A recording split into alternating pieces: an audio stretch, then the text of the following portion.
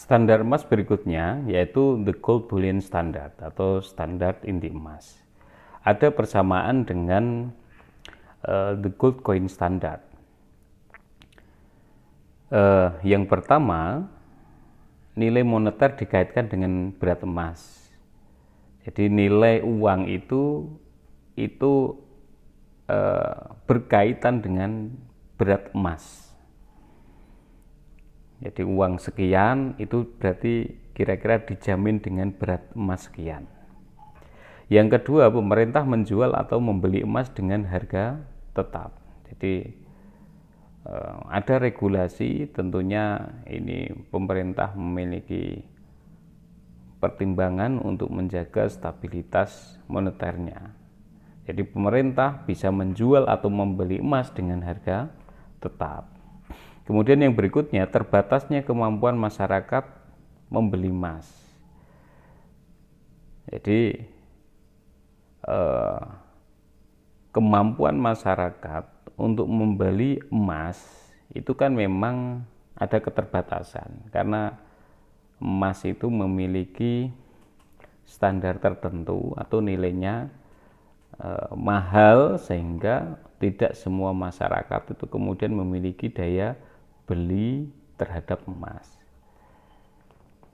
Nah, di the gold bullion standard ini masih sama dengan the gold coin, bahwa emas bisa dijual, disimpan, atau bisa dengan tujuan lain. Jadi emas itu boleh dijual sebagai barang, bisa dicetak menjadi uang, boleh disimpan, kemudian boleh untuk tujuan-tujuan yang lain. Kemudian uang kredit bisa ditukar dengan uang. Yang selanjutnya perbedaan dengan the gold coin. The gold bullion standard ini ada perbedaannya. Tadi yang saya sampaikan bersamaannya ini masih ternyata ada perbedaannya dengan the gold coin standard. Apa itu? The gold bullion standard ini buat batangan emas untuk bayar uang pemerintah atau swasta. Kemudian tidak bebas buat uang emas. Jadi sudah mulai ada perbedaan, bahwa di tahap berikutnya the gold bullion standard ini pemerintah atau otoritas moneternya ini, kalau di the gold coin standard itu memperbolehkan, membebaskan masyarakat itu mau mencetak uang, kemudian dicetak lagi jadi barang emas. Kalau sekarang sudah tidak bebas buat uang emas. Jadi pemerintah membatasi, secara regulasi diperketat. Jadi tidak bebas buat uang emas. Jadi kalau awalnya itu masyarakat itu bebas sewaktu-waktu, sekarang sudah ada keterbatasan. Nah, langkah pemerintah ini ditujukan agar persediaan emas yang ada di dalam negeri ini dijadikan reserve. Jadi dengan adanya kebijakan the gold bullion standard ini, pemerintah berharap adanya persediaan emas yang ada di dalam negeri ini bisa dijadikan reserve, bisa dijadikan cadangan. Untuk apa? Untuk pembayaran ke luar negeri dan deking uang kertas yang dikeluarkan. Jadi pemerintah mulai berpikir agar emas ini bisa diatur oleh pemerintah. Berharap persediaan emas ini terjaga, bisa jadi cadangan pemerintah. Nah, pemerintah sendiri ini memerlukan satu kebutuhan, yaitu untuk apa? Untuk sebagai cadangan ketika terjadi ada transaksi ke luar negeri. Karena waktu itu yang berlaku juga alat pembayaran internasionalnya itu adalah dengan emas.